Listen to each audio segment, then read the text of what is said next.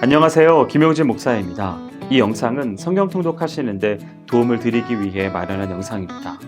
통독을 하면서 익숙하지 않은 배경과 내용들로 인해 어려움을 겪는 성도분들이 조금이나마 도움이 될까 싶어 마련한 것인데요. 조금만 관심을 기울이시면 읽으시는데 유익이 있을 겁니다. 그럼 오늘 읽을 부분에 대한 안내를 해드리겠습니다.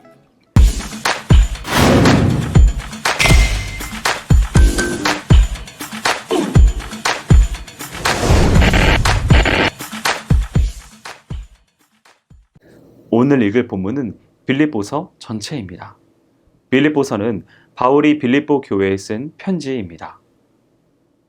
본서의 집필 동기와 배경을 이해하기 위해서는 빌립보 지역과 교회의 역사를 이해하는 것이 필요합니다. 빌립보서는 BC 350년 마게도냐 대왕 빌립 2세에 의해 세워진 도시인데 로마의 정복 당해 바울 당시에는 로마 속주의 식민지 성읍이 되었습니다. 이곳은 본래 금과 은이 많이 나는 곳이었으며 비옥한 평지에 아시아와 유럽을 연결하는 교통의 요지로서 로마의 군사적 전초기지였으며 전략상 중요한 성이었습니다. 바울은 본래 다른 곳으로 가기를 원했지만 드로아에서 마게도냐인의 환상을 보고 성령의 인도하심을 따라 빌립보에 도착합니다.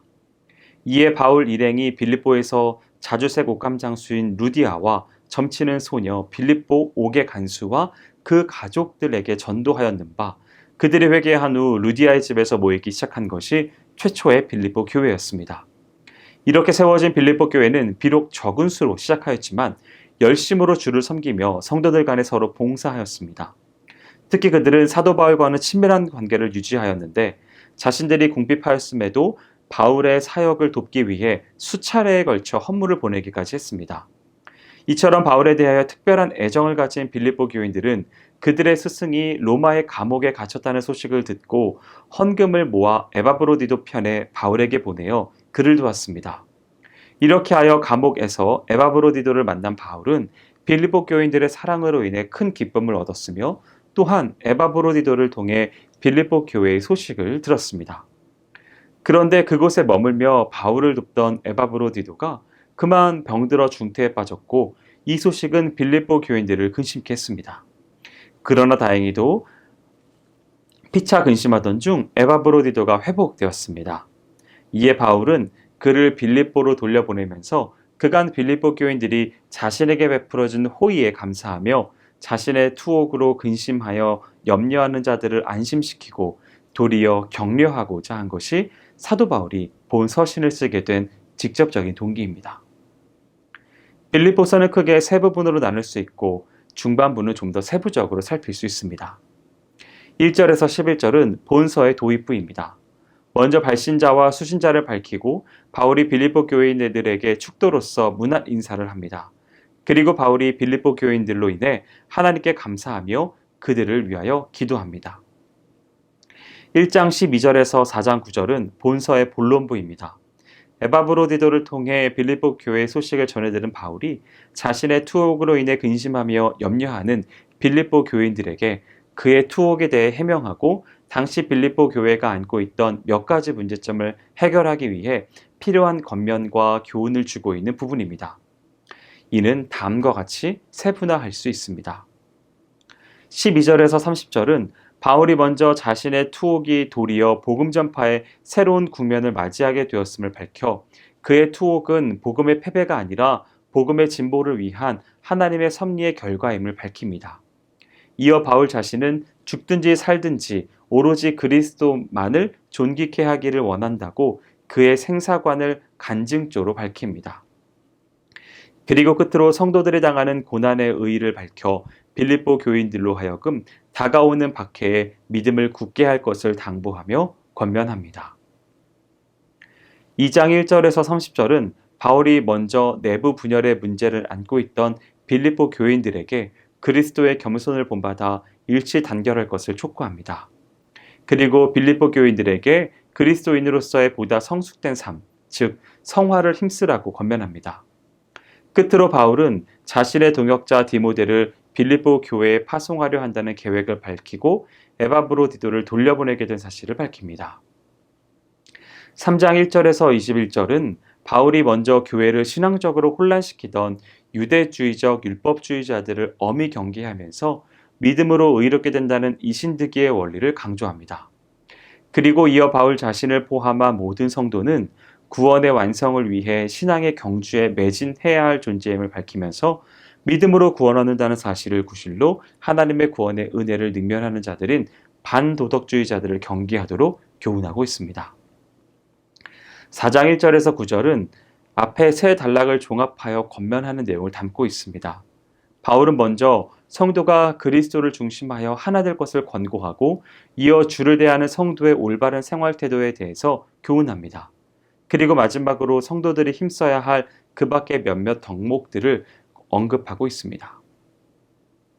4장 10절에서 23절은 본서의 종결부의 내용을 담고 있습니다.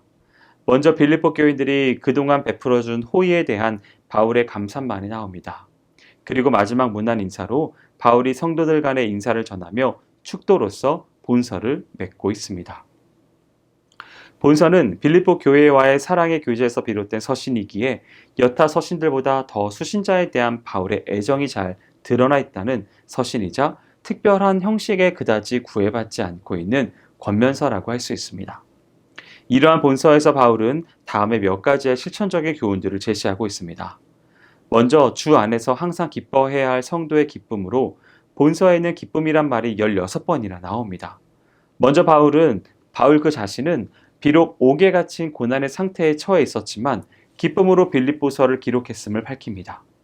바울의 기쁨은 그가 처한 환경과 모든 역경을 뛰어넘는 것으로서 궁극적으로 장차 주어질 천국에서의 영생과 지극한 영광을 확신했기 때문에 누리는 심령의 평안에서 기인한 것입니다. 두 번째는 하나님의 나라와 의를 구하는 삶을 살 것입니다. 그리스도를 믿고 그분의 대속 공로를 힘입어 하나님 앞에서 법적으로 의롭다 칭함받은 성도들은 비록 아직은 이 땅에서 살고 있지만 이미 천국 시민권을 지닌 자들입니다. 그러므로 우리들이 마땅히 생각하고 힘쓸 바는 이 땅의 것에 소망을 두고서 육신의 쾌락을 추구하는 것이 아니라 하나님 나라와 그의 의를 구하는 것이어야 하겠습니다. 셋째, 그리스도인들이 성령의 인도하심을 받는 가운데 그리스도의 장성한 분량에까지 자라기를 힘쓰는 것은 성도들의 기본 본분 중에 하나라는 것입니다.